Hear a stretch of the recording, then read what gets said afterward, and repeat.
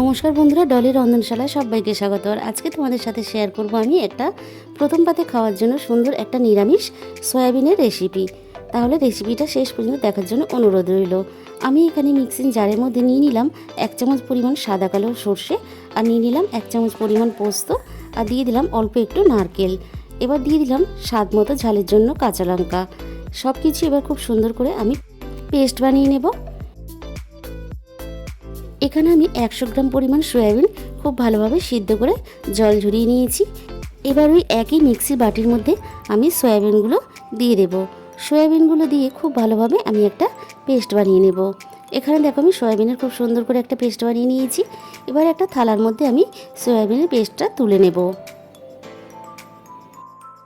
এবার আমি এখানে দিয়ে দেব স্বাদ মতো লবণ, আর দিয়ে দেব অল্প একটু হলুদ গুঁড়ো। তোমরা চাইলে দিতেও পারো, নাও দিতে পারো। আর দিয়ে দিলাম স্বাদ মতো চিনি।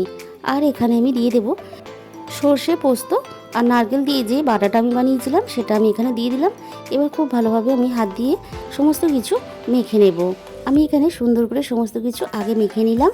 এরপর আমি কড়াইয়ের মধ্যে দিয়ে দিলাম পরিমাণ মতন সর্ষের তেল। এটা সর্ষের তেল দিয়ে রান্না করলে খুব ভালো স্বাদ হয়।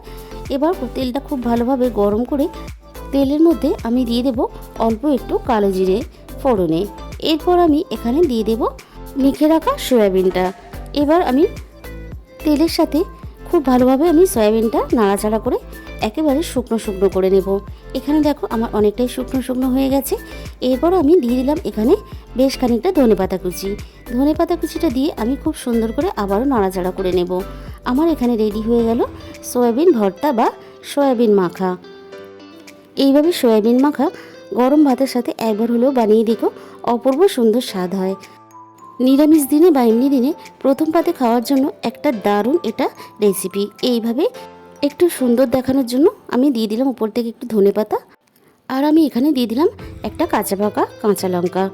আজকের রেসিপিটা ভালো লাগলে অবশ্যই ভিডিওতে একটা লাইক করো, আর নতুন বন্ধুদের কাছে অনুরোধ রইল আমার চ্যানেলটাকে সাবস্ক্রাইব করে পাশে থাকার জন্য।